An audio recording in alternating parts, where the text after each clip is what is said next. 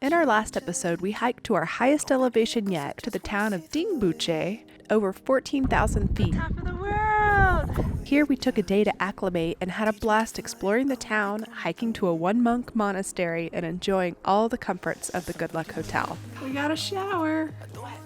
This feels so good. In this episode, we continue on to the tiny town of Chukhung. Things are starting to really get cold. We are one day away from crossing our first of 3 passes on the trip, Kongma Pass. G has warned this is the most difficult part of the entire 3 passes trek. I'm getting a little nervous for all of this as we battle the altitude, freezing temperatures, and our first whiteout hiking to Chukhung Ri. We're Mason and Shelley, and we're Just Adrift.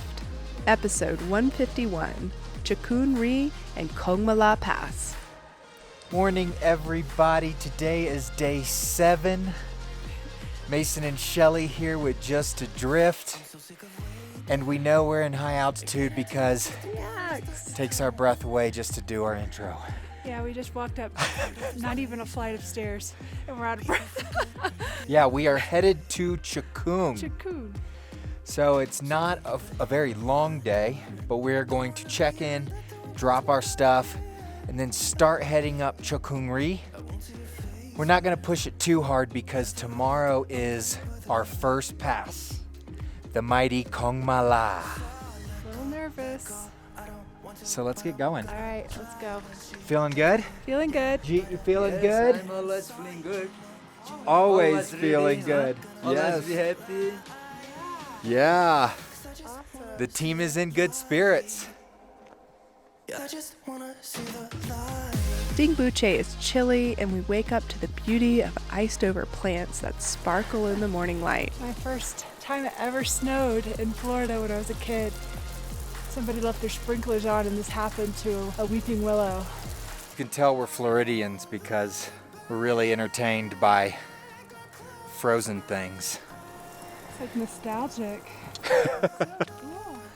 It does look cool though, like it looks beaded. Yeah. I always loved icicles.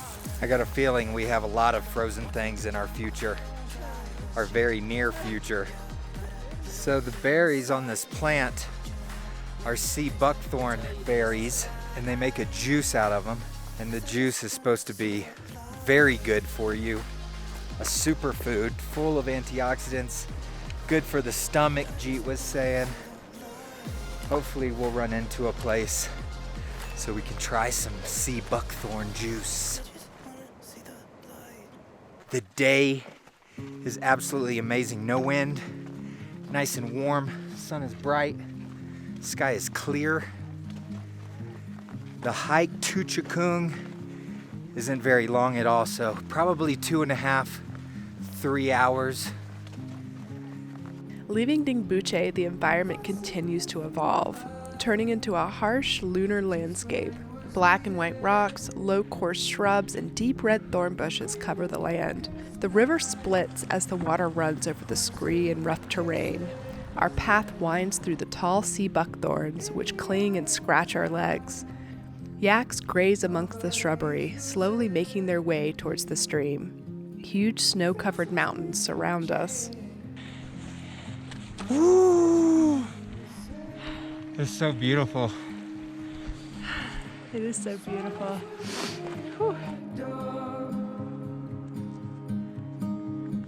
When we're finally sober, they'll be gone. The trees will bloom and ice will melt. We'll always remember how it felt.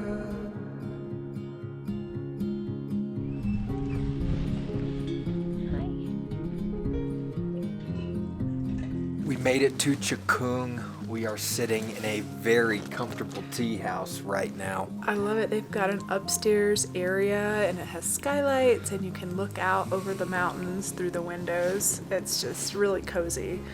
We have it to ourselves. So we're having some lunch and some tea, playing a little bit of cards, and then we are headed up to Chukhung Ri. Don't think we're gonna go all the way because we want to be as fresh as possible tomorrow for our climb over Kongma.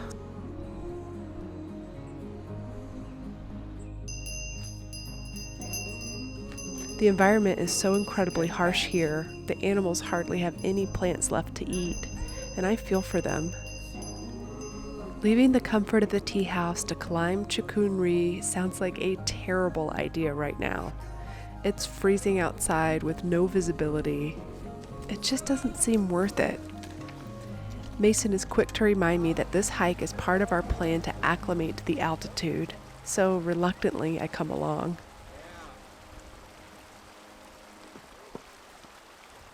From this point on the trip, I have a constant runny nose and feel just slightly unwell.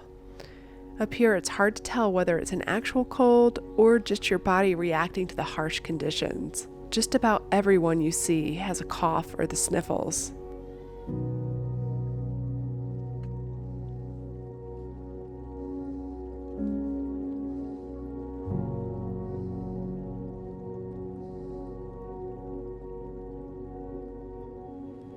Mason has always said part of trekking is your capacity to push and move through things, even if it feels like suffering. Nice and slow. I suppose figuring out how to navigate in miserable weather would fall into this category. Once you figure out how to be comfortable in an uncomfortable situation, you widen your tolerance and you change your definition of what you can do. Once I got properly wrapped up and let go of my anxiety, the snow was quite beautiful. And I realized I have never experienced snow like this. We were walking in a cloud on top of the world. Saw one earlier. They look like little finches. Maybe they'll go again. Flocks of finches dance in the sky, moving with incredible speed and grace. Seeing them feels lucky. Jeet says they appear when the snow is almost over. I wonder if they'll bring us luck tomorrow. Think we're about as high as we're gonna go. We're probably just below 5,000 meters maybe. It's a beautiful day outside. Can't see where I'm going or where I've come from. Only where I am. Feels like we're the only people on Earth right now. We are. Today is a beautiful cloud, huh? We're in Yeah. the middle of a snow cloud. All right, let's go get some tea. Oh, that sounds so good. Let's do it.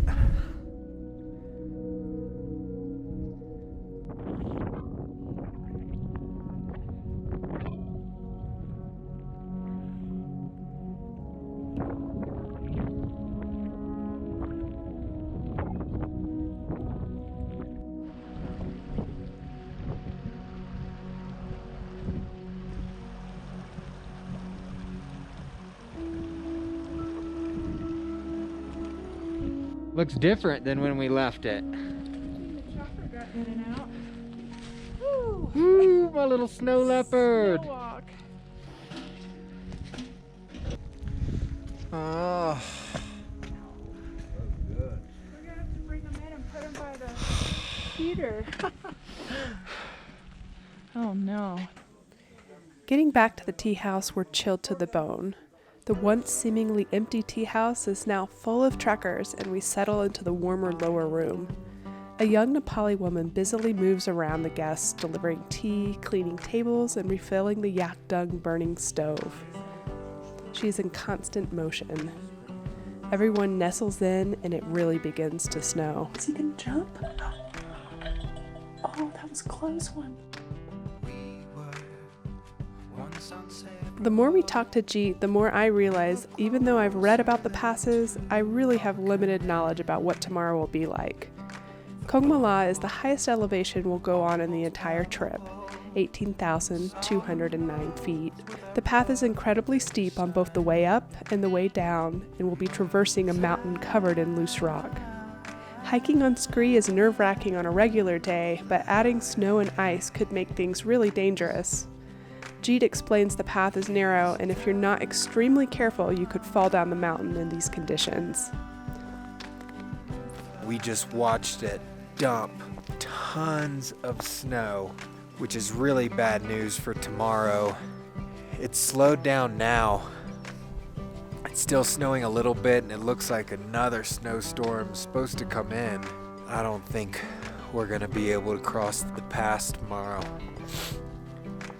Kongma is supposed to be pretty tricky according to Jeet. And he's not feeling good about it. Gotta trust him on that one.